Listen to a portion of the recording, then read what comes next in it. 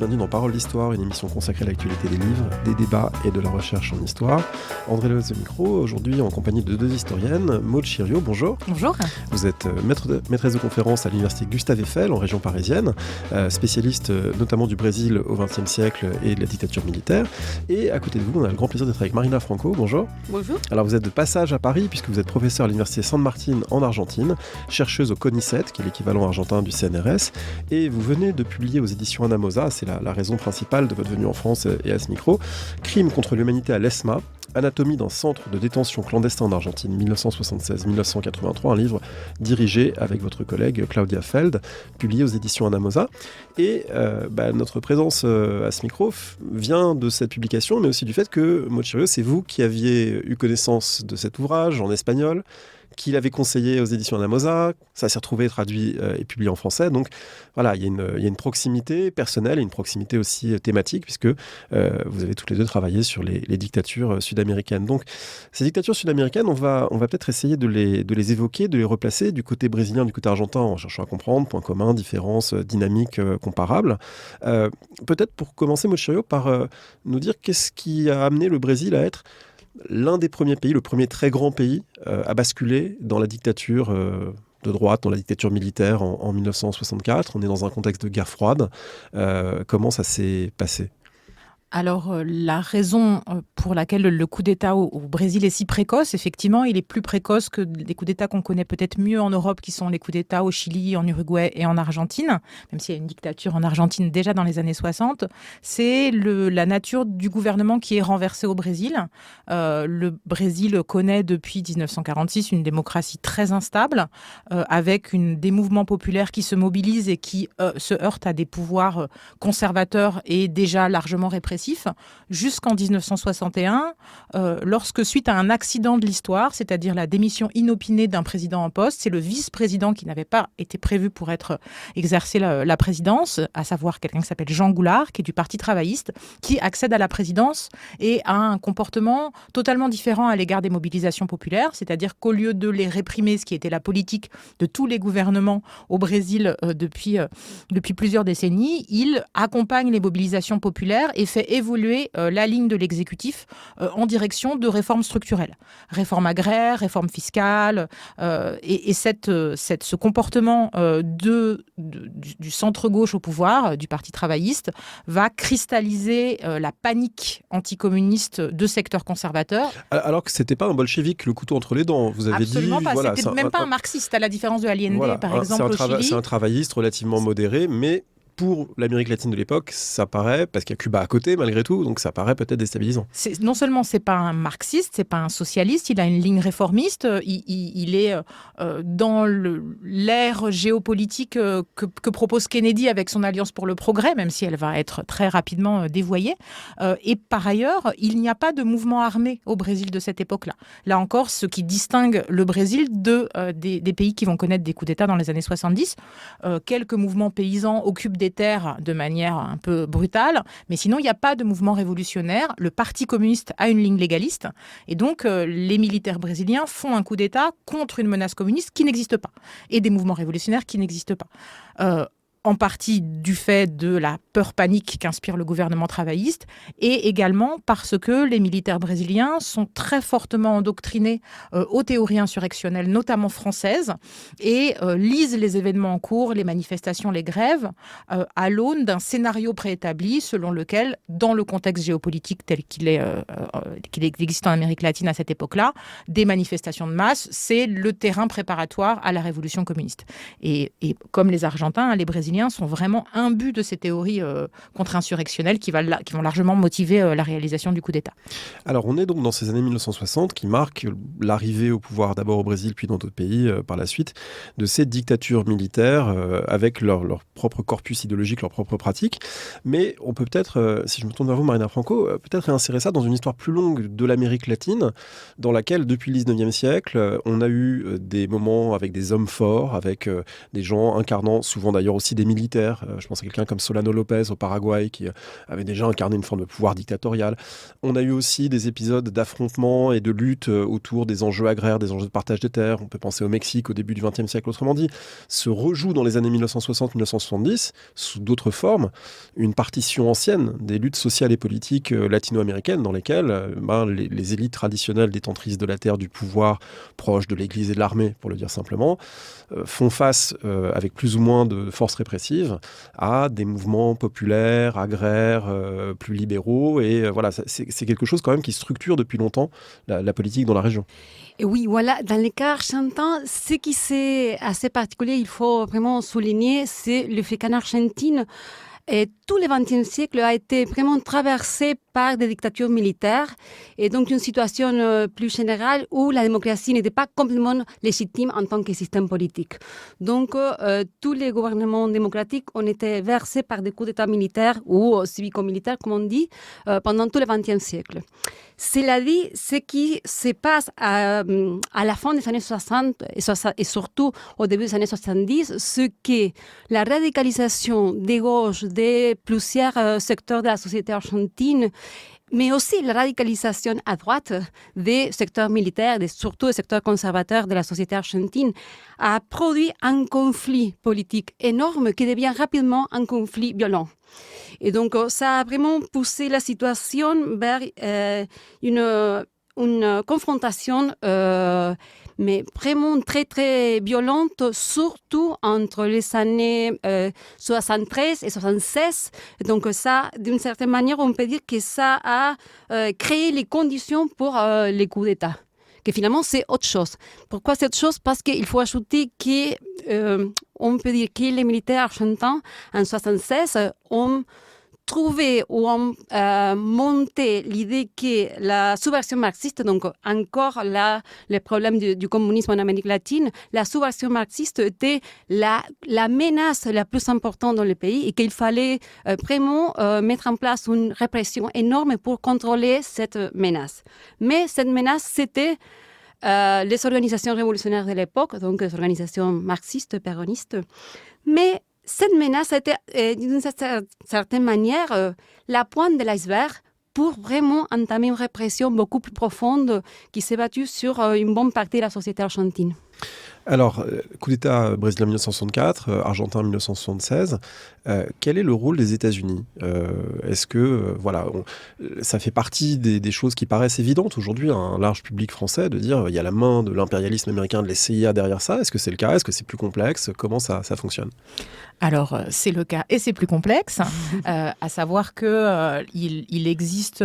Je vous parle d'abord du Brésil, une articulation des milieux et militaires et diplomatiques dans le sens de fragiliser profondément le gouvernement Goulart et l'ensemble des secteurs progressistes depuis le milieu des années 50 qui sont massivement financés et informés par les réseaux américains.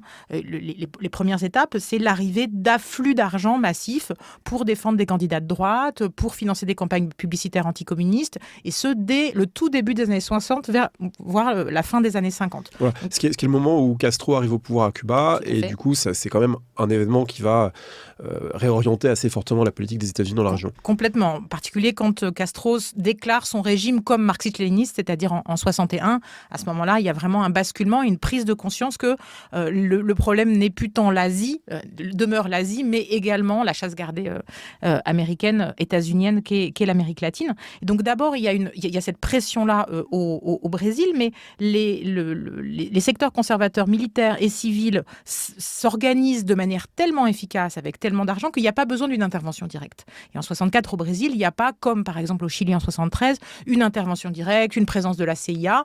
Il y a des porte-avions au large de Vitória, mais qui ne vont pas être utiles. Il n'y a pas de troupes américaines, évidemment. Il y a peu d'agents, puisque, en fait, les conservateurs anticommunistes brésiliens avaient la capacité de s'organiser et assez rapidement d'imposer leur présence à tous les niveaux de l'État sans le soutien américain.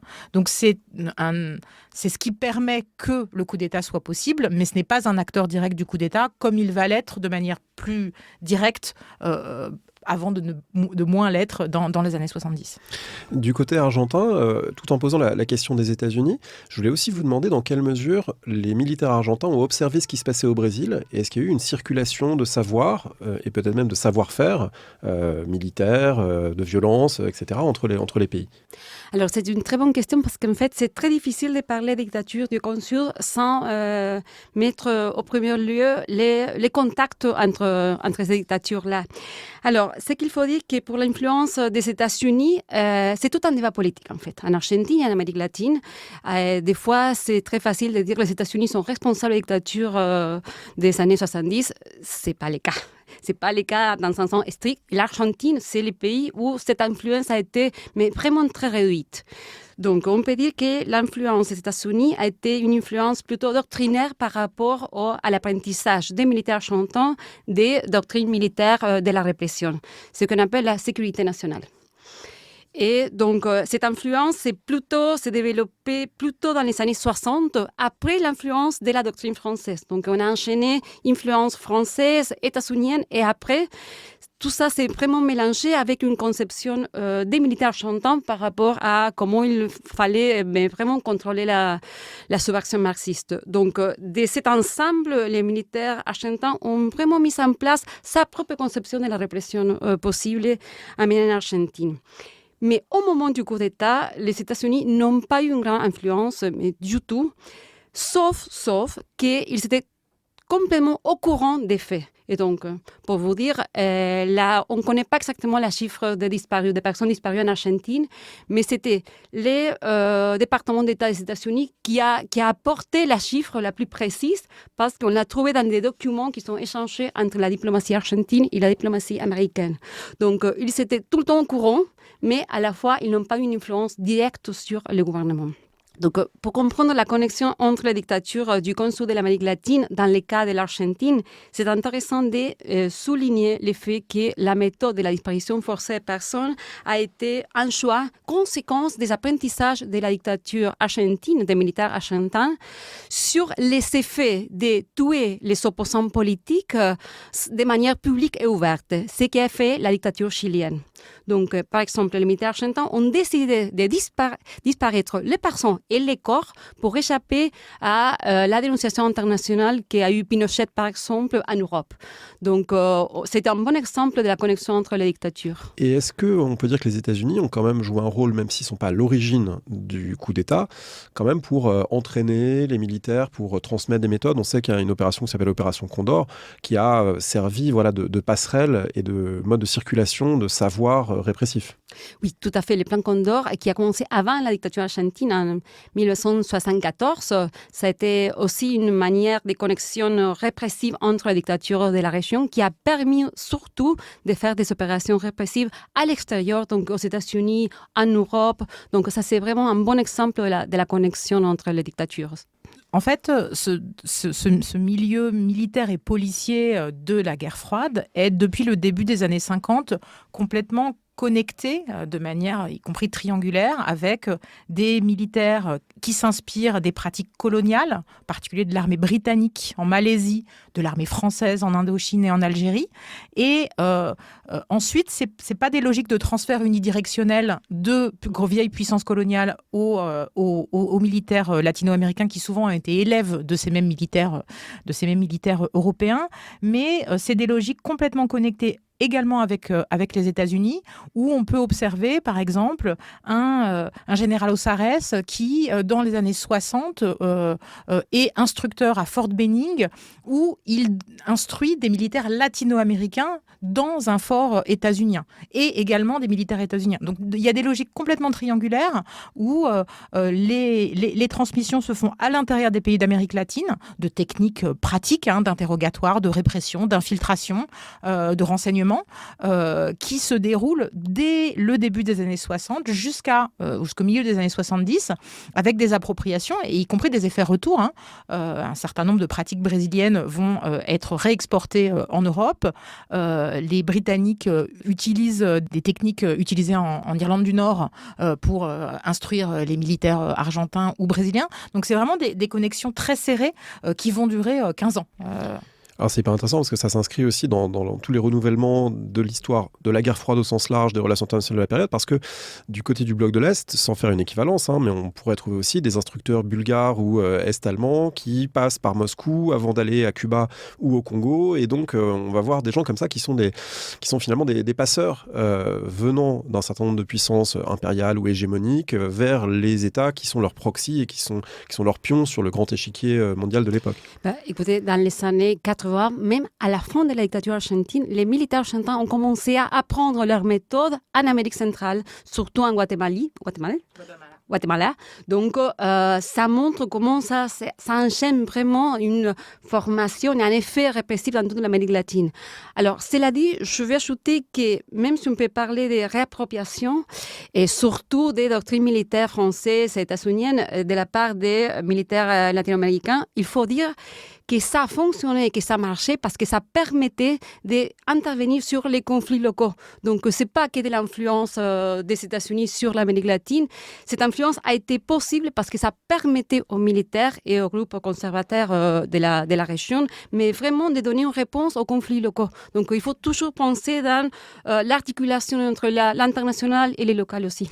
Sans compter que ce sont des armées et des polices qui ont une tradition répressive, avec des pratiques répressives. Les militaires brésiliens n'ont pas appris à torturer avec les Français, n'ont pas commencé à torturer avec les Français. Ils ont fait évoluer leurs techniques de torture et les types d'usage de la torture, mais ça faisait très longtemps que les prisonniers brésiliens étaient torturés dans les geôles.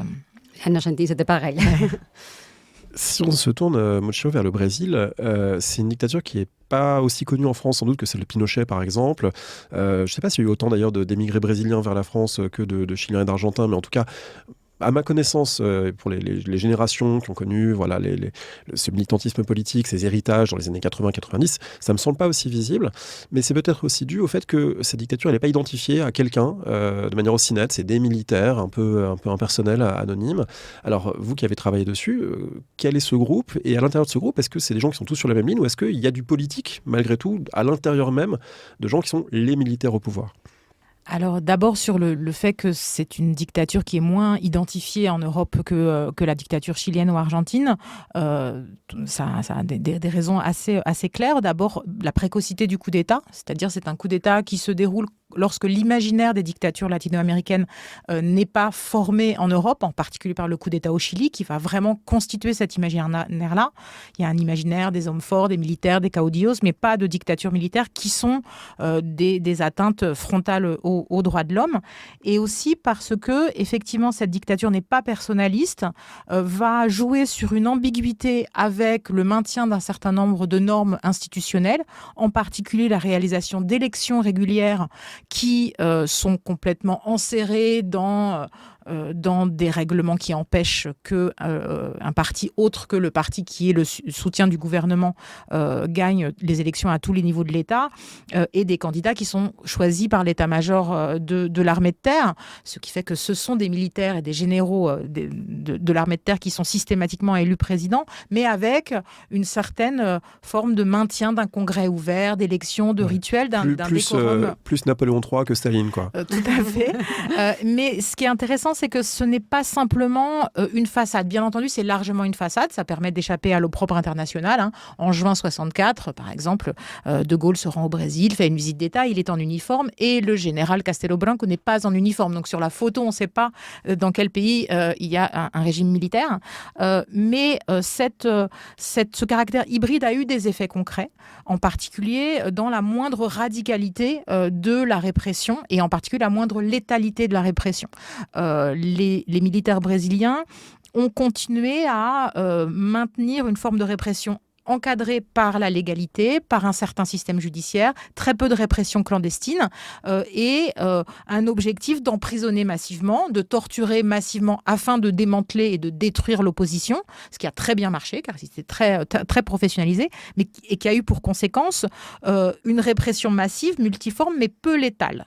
Or, c'est la létalité qui crée l'image internationale et le scandale. Sachant qu'il y a aussi une image internationale exactement la même période, qui est aussi véhiculée par Pelé et par le Seleção qui gagne brillamment une de ses Coupes du Monde. Donc il y a un imaginaire aussi qui accompagne le Brésil, qui est en décalage avec la réalité politique de cette période. Et qui n'est pas simplement un imaginaire culturel, footballistique, mais c'est aussi un pays qui connaît un miracle économique exactement dans les années qui sont les années de la pire répression et qui devient un Eldorado touristique, qui exporte plus que jamais sa musique, son imaginaire culturel, que seule une partie du public identifie à ce qu'il est, c'est-à-dire des formes de la contre-culture et de l'opposition. Et donc, l'image du Brésil à cette époque-là n'est pas du tout une image univoque, ce qui mène parfois à oublier qu'il est pionnier, que la répression a été très formatrice des pays voisins et que également à l'étranger, les exilés brésiliens ont été les premiers à attirer l'attention sur les pratiques d'extrême violence et de torture qui se déroulaient en Amérique latine et qui allaient se radicaliser ensuite au Chili et en Argentine.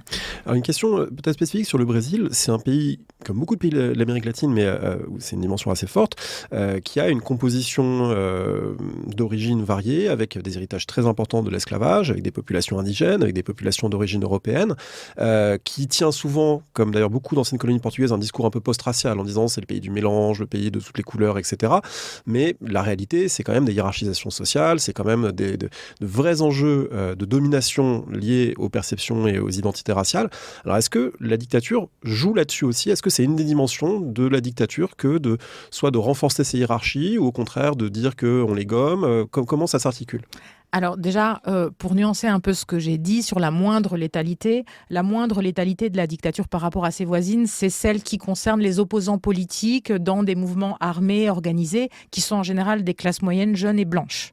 Une répression largement invisibilisée, sur laquelle on a extrêmement peu d'archives, c'est la répression qui a été contre les populations autochtones, contre des populations quilomboles, c'est-à-dire des populations afrodescendantes, pas nécessairement en lien avec une logique politique, mais pour faire des grands travaux où il y a eu des villages entiers qui ont été déplacés et on n'a aucune idée de quelle est la proportion de la population qui ensuite a été tuée à cette occasion-là ou a perdu les conditions matérielles d'existence.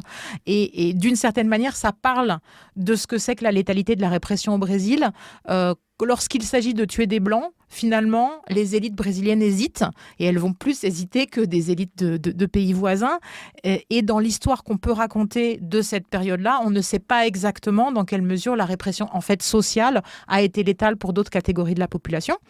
Après, pour votre question sur l'imaginaire racial que porte la dictature brésilienne, en cela, elle est très héritière d'autres grands pouvoirs conservateurs du siècle, ou conservateurs ou difficiles à identifier, comme l'ère Vargas de Getúlio Vargas, qui est la figure qui domine le pays entre 1930 et 1954, avec des épisodes d'éloignement, et qui va vraiment être la période où s'affirme le discours de la démocratie raciale, c'est-à-dire que le Brésil n'est pas un pays qui est destiné à adopter la démocratie libérale. Il n'est pas fait pour ce régime-là, mais il compense par une autre forme de fraternité entre les groupes sociaux, qui est la démocratie raciale, un discours qui a largement contribué à invisibiliser non seulement les hiérarchies, mais aussi les violences raciales structurelles que connaît toujours le Brésil aujourd'hui.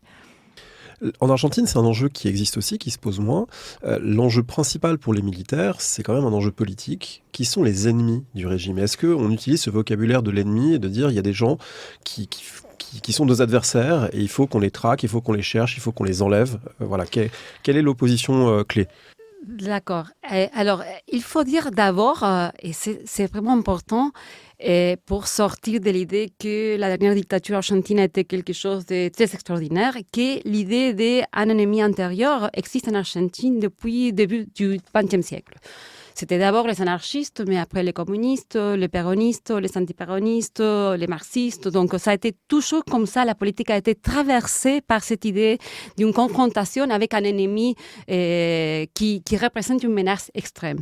Et donc ça permet d'expliquer beaucoup mieux comment on est arrivé à la dernière dictature.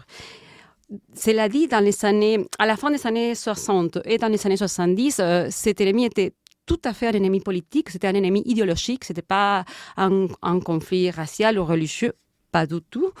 Et c'était surtout les combats contre ce qu'à l'époque s'appelait la subversion marxiste ou la subversion tout court, qui c'était, pour les militaires et pour les secteurs conservateurs de la société argentine, c'était tous les groupes sociaux qui avaient décidé changement social. Cela, ça veut dire, par exemple, pour trouver un exemple très extrême, les mathématiques modernes, c'était une manière de subversion.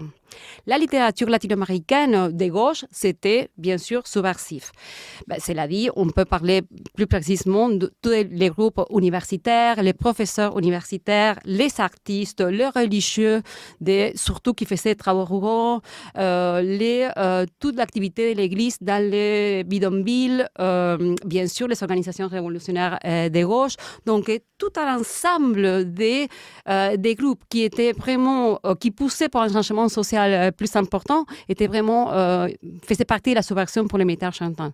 Donc, ça nous laisse vraiment une idée très large de ce qui a été les combats politiques de la dictature. J'avais une question sur le rôle qu'ont pu jouer les églises dans les dictatures latino-américaines, parce que un peu une double image, d'un côté d'évêques ou de religieux très conservateurs, soutiens du régime, mais aussi de prêtres proches du peuple et prônant une théologie de la libération et qui au contraire auraient été ciblés. Donc voilà, entre ces deux pôles, comment ça s'organise et est-ce que c'est un enjeu important pour ces régimes ? Alors oui, c'est un enjeu important. Vous avez un peu déjà bien posé le paysage. Le Brésil est un pays où ce qu'on appelle la théologie de la libération a vraiment conquis de larges secteurs du clergé de base, qui va énormément s'engager aux côtés des mouvements populaires et nourrir des mouvements qui vont devenir des mouvements révolutionnaires. Et du coup, c'est plus dur de s'en prendre à des membres de l'Église ou finalement, ils peuvent tout aussi bien être arrêtés et disparaître ? Ou est-ce qu'il y a un petit quelque chose qui, malgré tout, gêne un peu plus le régime ? À de multiples occasions, la hiérarchie, quand bien même elle est très conservatrice jusqu'au début des années 70 au Brésil, protège ses propres clercs et donc va empêcher des répressions massives. Mais il y en a, y compris de religieux étrangers qui sont visés, que ce soit en Argentine ou au Brésil, par des répressions et des disparitions. Mais c'est un jeu double avec une église, une hiérarchie ecclésiastique qui va vraiment massivement appuyer le coup d'État et les premiers temps de la dictature. Une partie des organisations de base qui vont être victimes de la répression est largement démantelée.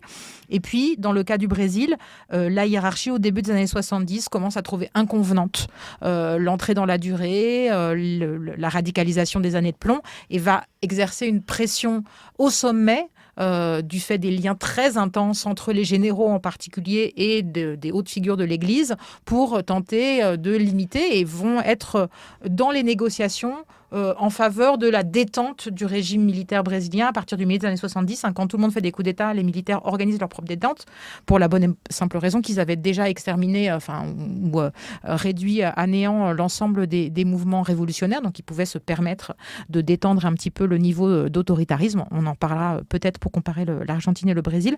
Et donc, de manière assez particulière, ça va être des évêques, des archevêques qui vont être des grands acteurs de la dénonciation des atteintes aux droits humains au cours de la transition démocratique. En particulier, un projet qui est pas du tout connu en France et qui est très intéressant. En 1979, les militaires brésiliens organisent une amnistie bilatérale où ils amnistient les opposants et ils s'amnistient par anticipation eux-mêmes. Et à cette occasion-là, pour qu'un opposant puisse bénéficier de l'amnistie, il a le droit de consulter pendant 48 heures son propre dossier auprès de la justice militaire. Seulement 48 heures pour pas que ces dossiers soient reproduits. Mais un réseau de journalistes, de militants et d'avocats organise le renéotypage et ça a donné 7 millions de documents avec l'ensemble des procès de la justice militaire qui ont été récupérés à cette occasion-là. Et ça s'est fait sous l'aide et le financement de l'archevêché de São Paulo. Pour vous dire d'où on part en 64 et où on peut arriver en 79-85. Les cas argentins, c'est complètement différent parce que la hiérarchie de l'Église catholique a vraiment soutenu la dictature, soutenu en particulier la répression. Et donc, depuis la fin de la dictature, c'est vraiment un débat en Argentine, la dénonciation de la complicité de l'Église catholique. Cela dit, il faut ajouter aussi qu'à la base, les communautés de base de l'Église catholique ont été vraiment des victimes de cette dictature. Donc, ce sont les secteurs populaires liés à l'Église qui ont été des victimes et la hiérarchie qui a été vraiment une pré-complice de la dictature. Donc ça reste un débat politique assez important. Alors Marina Franco, je l'ai dit au début, vous avez dirigé avec Claudia Feld un livre intitulé Crimes contre l'humanité à l'ESMA, qui est issu d'un livre paru en espagnol en Argentine en 2022, et qui est un livre centré sur un endroit très spécifique, qui est l'Escuela de Mecánica de la Armada, l'école de mécanique de la marine argentine. Et en fait, derrière ce nom en apparence neutre, se cache un lieu de détention, de torture, d'exécution, qui est le microcosme du pouvoir militaire argentin. Alors est-ce que vous pouvez nous dire un petit peu... Qu'est-ce que c'était, comment ça a fonctionné, ce lieu auquel vous avez consacré toute cette enquête? Bon, merci pour la question. Et alors, l'ESMA, on peut dire qu'aujourd'hui, l'ESMA, c'est un symbole national et international du crime de la disparition forcée de personnes et est devenu patrimoine de l'humanité à l'UNESCO. Pourquoi ça? Parce que l'ESMA a été un des centres clandestins de détention en Argentine. On a eu à peu près... je pense que la chiffre maintenant, il y a toujours des changements avec les chiffres, mais maintenant on parle de 800 centres de détention en Argentine et l'ESMA a été les plus importants, les plus grands, mais aussi celui qui a duré le plus de temps dans le temps. Donc ça a fonctionné dès le début de la dictature jusqu'à la fin. Pourquoi l'ESMA est si important? Pourquoi l'ESMA est devenu vraiment un symbole? C'est parce qu'à l'intérieur de l'ESMA, ils sont disparus. Donc, on parle de 5000 personnes et il y a 300 survivants.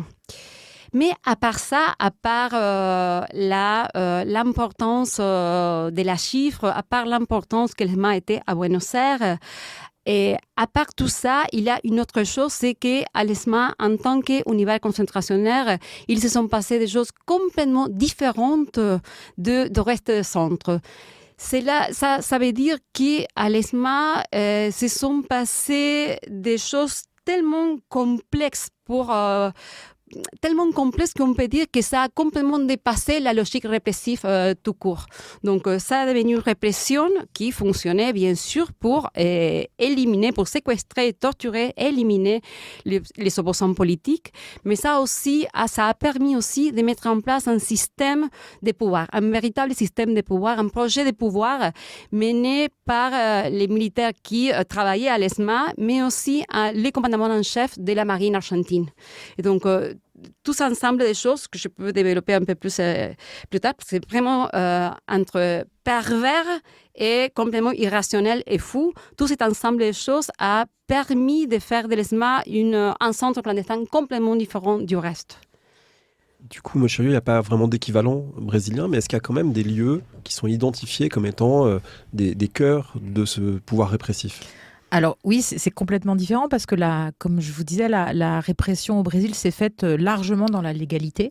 C'est-à-dire que les gens avaient un avocat. Et parfois, ils pouvaient sortir du fait d'une décision de justice après avoir donné les informations qui étaient nécessaires à la police. Donc l'essentiel de la répression s'est faite dans des centres militaires ou des commissariats, au vu et aussi au-dessus de tous, avec des visites de la famille. Et les opposants qui sont morts, c'était ce que les militaires appelaient des accidents de travail, c'est-à-dire des tortures qui dérapent, ou au moment d'une guérilla rurale où il y a eu à ce moment-là, dans la forêt amazonienne, 130 personnes qui sont mortes dans des situations d'affrontement.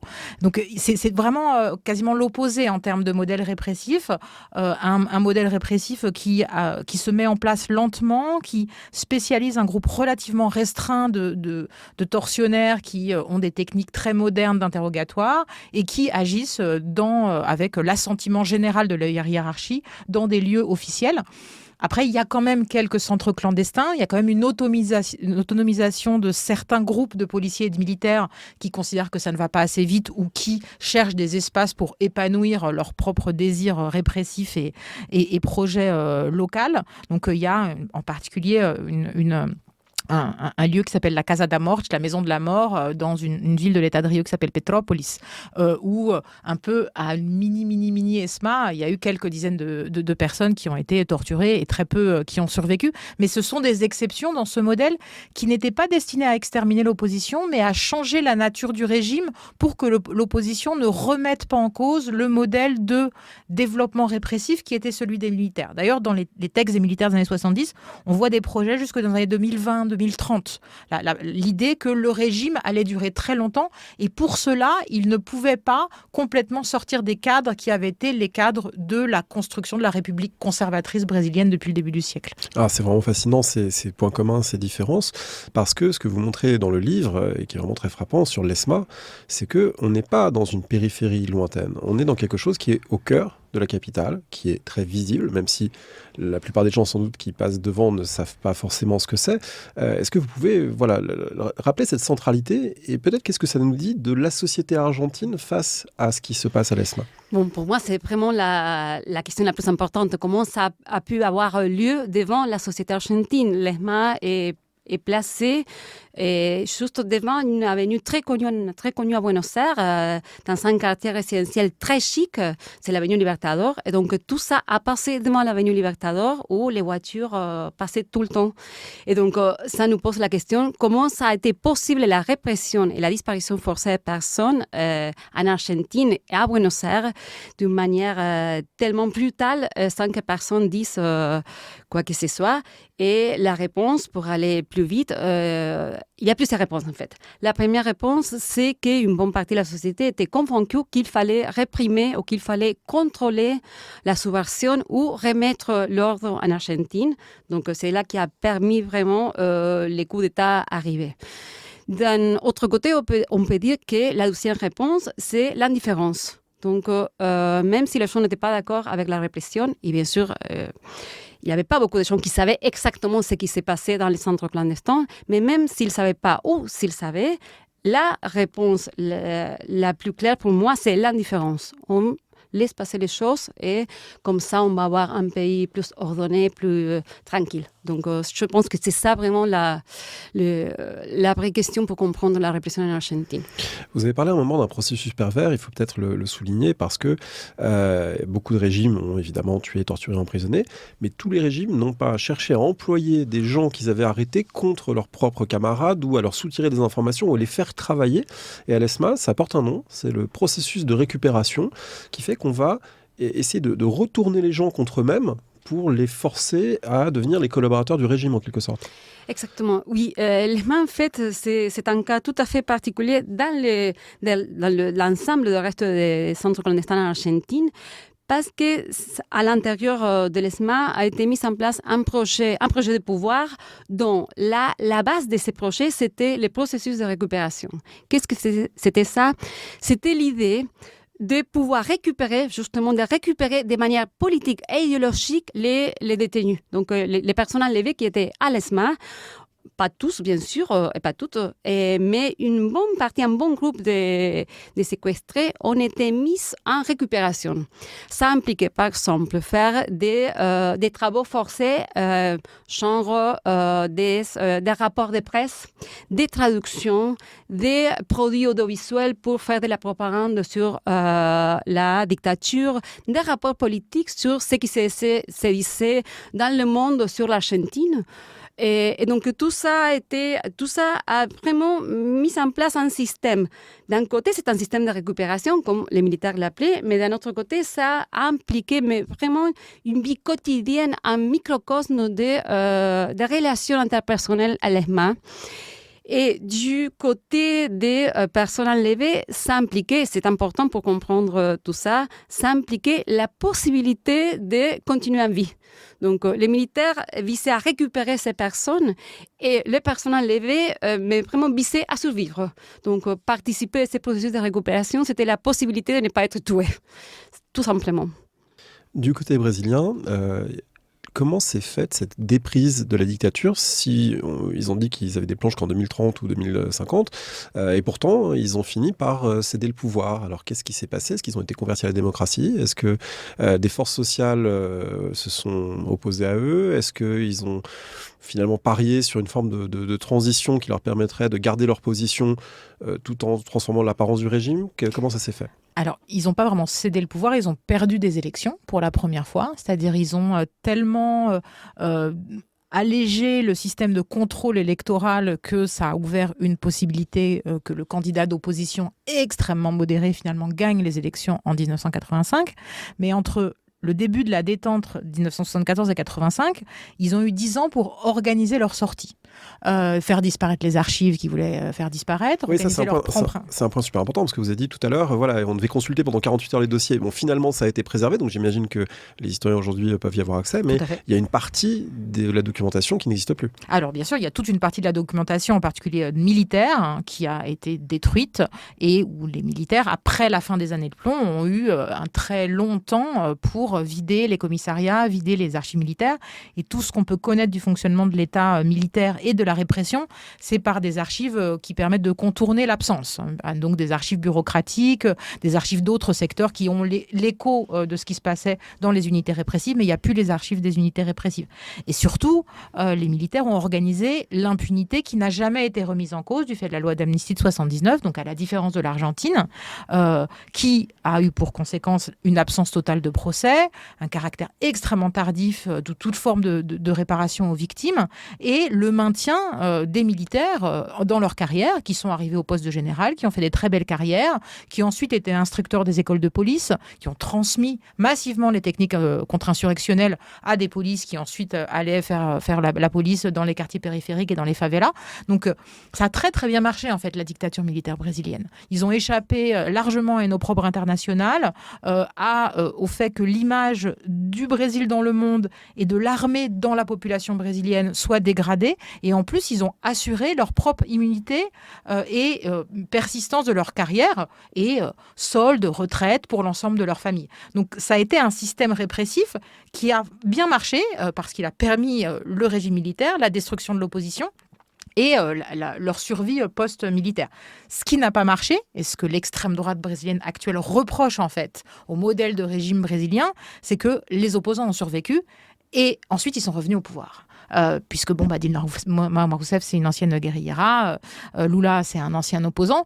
Et donc, ce que reproche actuellement l'extrême droite, largement issue des milieux militaires, Bolsonaro, c'est un militaire, mais l'ensemble de son entourage s'est radicalisé et a absorbé tout un tas d'idées et de projets à partir des milieux qui sont les milieux de militaires d'extrême droite sous la Nouvelle République, reproche à la dictature, c'est une parole de Bolsonaro très très connu, qu'il fallait en tuer 30 000. Et donc le mot de 30 000, c'est le mot qui évoque l'Argentine.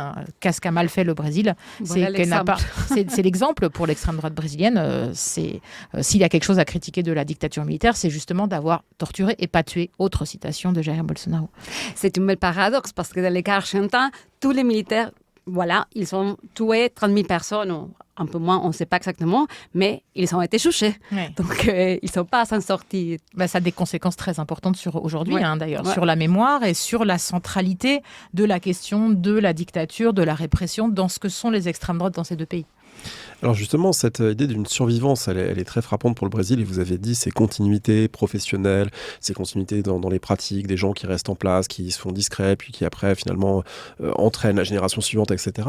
En Argentine, ça se passe exactement comme ça, mais vous dites quand même à certains moments du livre, et puis on en avait parlé lors d'un entretien, que même lorsqu'ils perdent le pouvoir, les militaires en 1983, ils continuent à dire à des gens, à des militants des droits de l'homme, on a des dossiers sur vous, l'activité de renseignement, elle se prolonge et ça dure pendant les années 80 et encore dans les décennies qui suivent. Donc ça veut dire que là aussi, il y a quelque chose qui ne peut pas être complètement refermé, même avec une justice qui, plus qu'au Brésil, fait un effort pour juger des gens. Il y a quand même aussi ces formes de survivance et de continuité de gens qui transmettent finalement ce qu'a été la dictature. Bon, dans les cas argentins, il faut dire qu'il y a eu certaines formes de persécution après la dictature, mais ça n'a pas duré longtemps. Pourquoi ? Justement parce que c'est à partir de 84, la dictature est finie en 83, et c'est à partir de 84-85 qui commencent vraiment les procédures judiciaires, donc les procès judiciaires, et ça va vraiment complètement défaire le pouvoir militaire. Il faut dire que en fait, le pouvoir militaire commence à vraiment perdre sa force à la fin de la dictature, même avant la fin, sur la fin de la dictature, à cause de la guerre des Malwines, qui a vraiment laissé les pouvoirs militaires dans une situation de fragmentation complète, mais aussi à cause de l'échec qui commence à être la dénonciation des crimes contre l'humanité en Argentine et ailleurs. Tout ça commence à vraiment faire faire perdre son pouvoir aux forces armées. Ça, c'est pendant la dictature ou à la fin de la dictature. Mais de l'autre côté, ça va se compléter avec les procès judiciaires qui vont entamer la nouvelle démocratie. Donc, ça permet finalement, c'est un processus historique assez complexe qui va permettre de défaire complètement les pouvoirs militaires en Argentine. Ces pouvoirs qui avaient commencé depuis le 19e siècle à vraiment terminer après la dictature. Donc, la persécution politique sur certaines victimes a duré quelques années, mais pas plus que ça. Et surtout, c'était un phénomène plutôt individuel. Ce n'était pas les forces armées en tant qu'institution qui continuaient à poursuivre les victimes. C'était vraiment des actions individuelles des anciens militaires. Oui, non, à la différence du Brésil, où l'armée n'a pas perdu son importance au cœur de l'État, n'a pas perdu son poids social. Un article de la Constitution de 1988 autorise les forces armées à intervenir dans des circonstances qui demeurent très floues. Et ça explique aussi la nature beaucoup plus militarisée de l'extrême droite brésilienne qui arrive à peu près de manière contemporaine à l'extrême droite argentine. Les militaires demeurent au cœur de l'État et demeurent au cœur de la sécurité publique. Le fait d'autoriser une violence d'État contre qui que ce soit, des criminels, des narcotrafiquants, c'est quelque chose qui est acceptable dans la société brésilienne d'aujourd'hui. Fin octobre 2025, il y a eu 120 morts dans une favela brésilienne du fait d'une intervention de 2500 policiers militaires et policiers civils.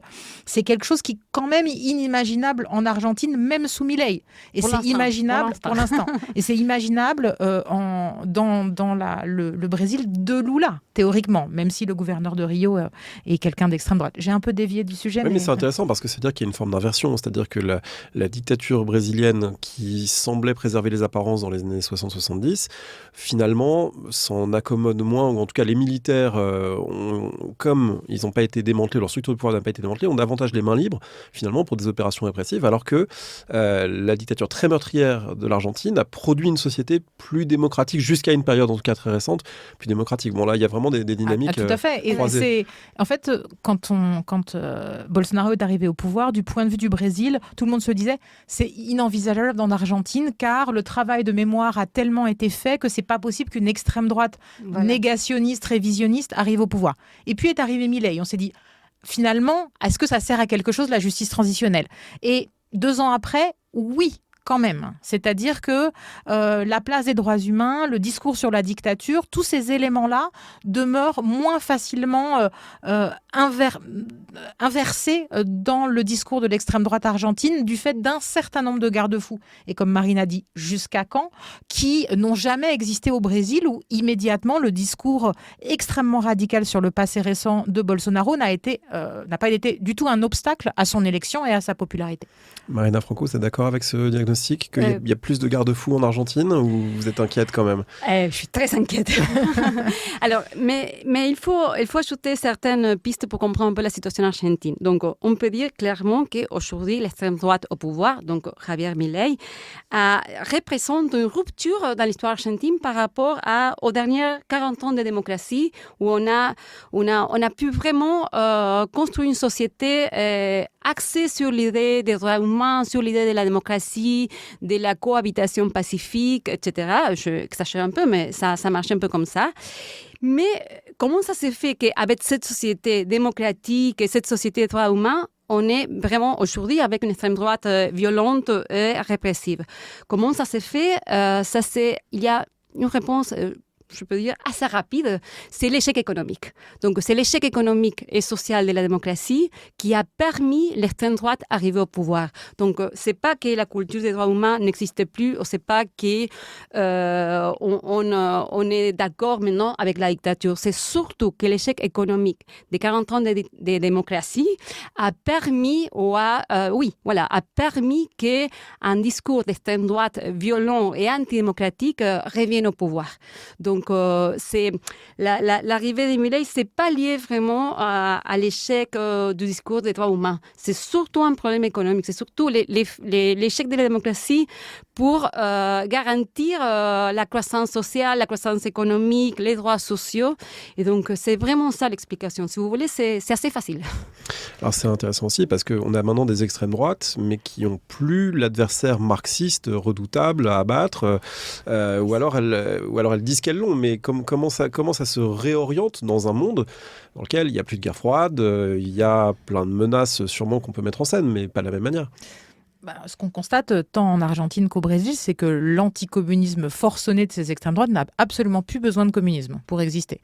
Donc c'est une hostilité violente qui est capable d'absorber tout un tas d'identités politiques qui sont considérées comme contradictoires avec des valeurs conservatrices, chrétiennes, traditionnalistes, qui définissent un espèce de pays mythique qui aurait existé à une époque incertaine, et sont désignés les féministes, les militants pour les droits des communautés autochtones ou afrodescendantes, les défenseurs des droits LGBT, etc., etc., ou alors de mesures de redistribution, comme des formes modernes du communisme, hein, mais ce ne sont pas des spécificités latino-américaines. Ce discours selon lequel le marxisme a désormais d'autres visages, et que ce sont des visages militants, culturels, artistiques, c'est un discours conservateur, néoconservateur, en fait depuis les années 70, hein, qu'on connaît sous le nom de la théorie du marxisme culturel, qui maintenant commence à être bien connue en Europe, selon lequel la chute du mur, la chute du bloc de l'Est à la fin du XXe siècle a montré l'échec de la révolution politique du communisme et de la voie des armes, mais que le communisme a adopté une voie gramscienne par la conquête des esprits, par l'éducation, la culture, les arts et la défense d'identités minoritaires, même si souvent elles ne sont pas si minoritaires que ça. Et donc, ça fait partie d'une idéologisation de ces extrêmes droites latino-américaines qui vient raviver un anticommunisme historique. Et donc, il y a un imaginaire complètement disponible. L'idée que le communisme ne disparaîtra jamais, n'a jamais disparu. C'est ce sur quoi ces armées se sont constituées tout au long du XXe siècle. Et donc, cette idée de la survie de l'ennemi marxiste et subversif, elle est providentielle, puisqu'elle permet une remobilisation ultra-conservatrice qui peut l'appeler communiste, cet ennemi. Et alors du coup, ça permet de reconnecter avec un troisième partenaire de cette histoire qui sont les États-Unis, dans la mesure où, du temps de la guerre froide, il y avait un lien que vous avez évoqué, direct, organisationnel, idéologique, etc.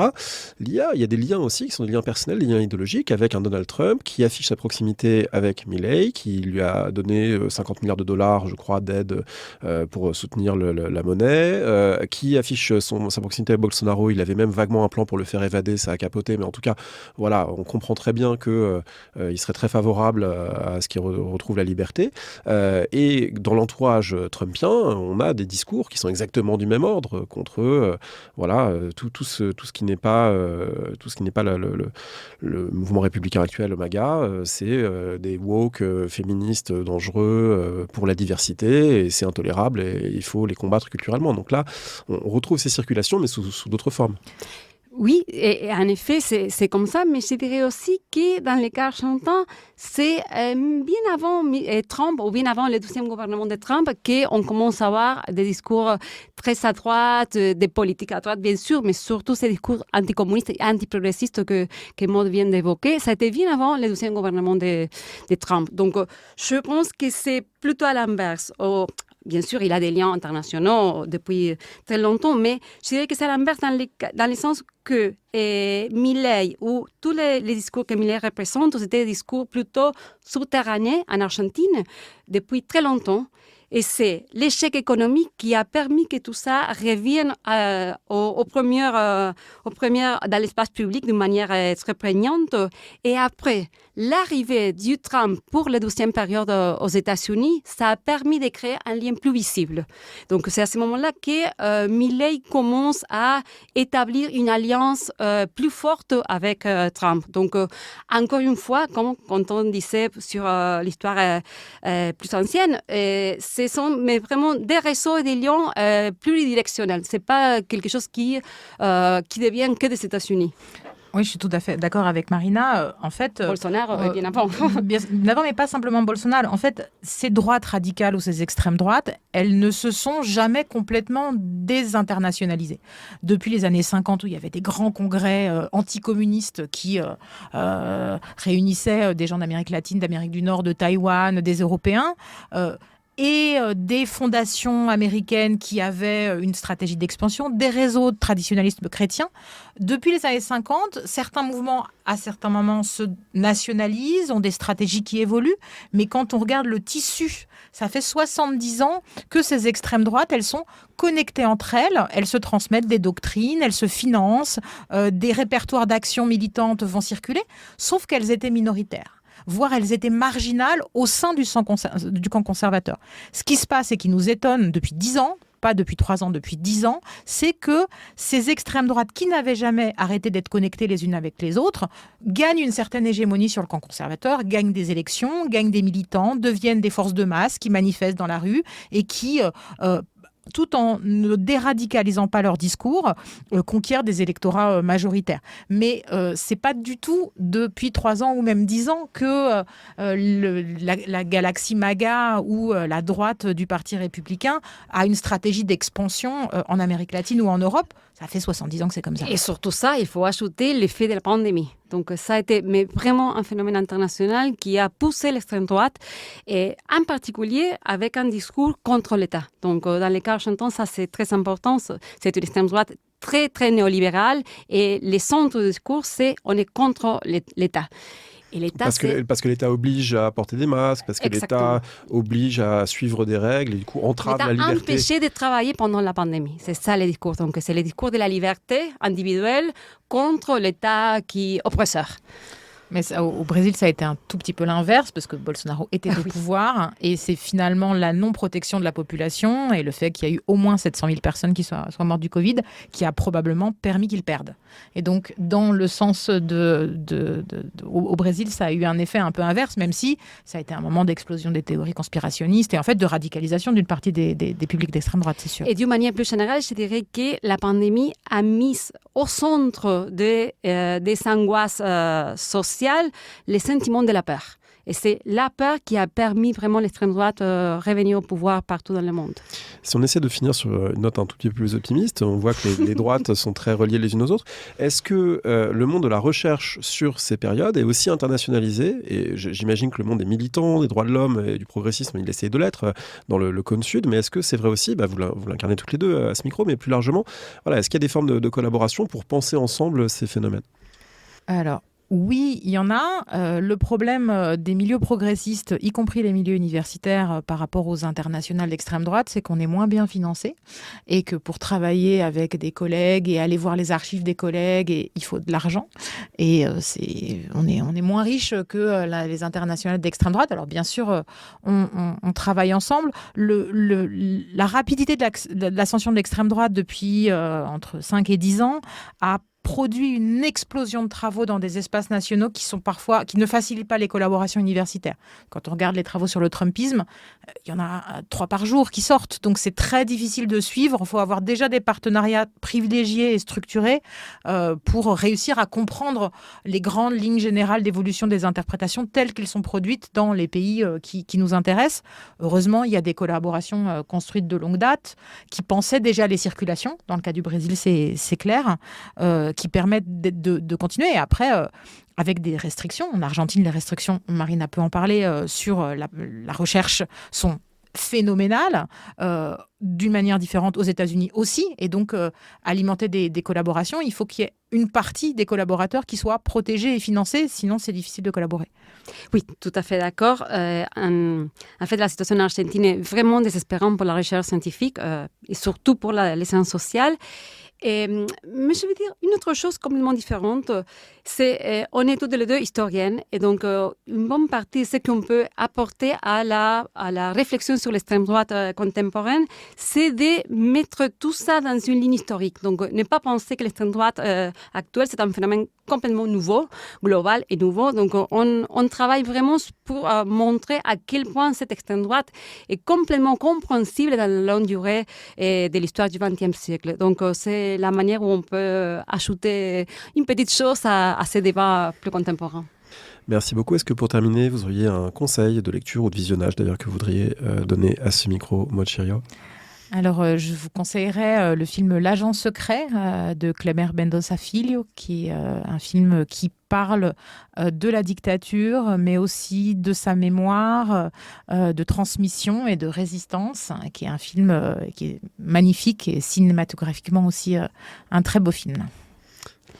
Et moi, à mon tour, je conseille un film un peu ancien qui s'appelle L'Histoire officielle. C'est un film qui a été fait en Argentine à la fin de la dictature, en 1985, et même encore dans une situation de peur par rapport aux conséquences de la dictature, mais que je pense que ça continue à être les films les plus frappants, les plus forts sur la dictature militaire, mais surtout, en revenant sur votre question, surtout sur les attitudes sociales donc, de la société argentine par rapport à ce pouvoir répressif.